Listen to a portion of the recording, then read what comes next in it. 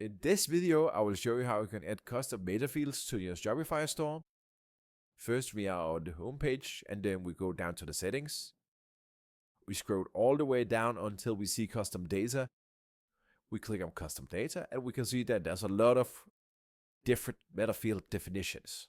You see products, variants, collections, etc. For this video, I'll just do the products. I click on the product, and I add a definition. I type in my name. For the sake of this video, it's called stuffed animal.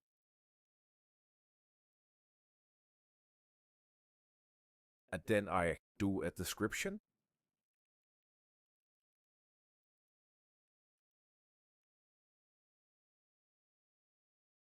After this, I can click on select type, and I can select a lot of different types.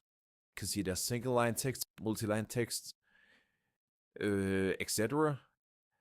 For this video, I will use the multi-line text. Then we can see there's category assignment. I click on animal and pet supplies because that's my category. I click on that. Now you can see that I have these validations. I can type in minimum character count, maximum character count, and the regular expression.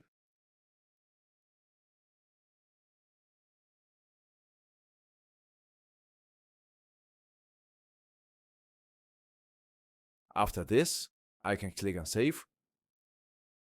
I can now hit back to my Shopify homepage because now I'm done.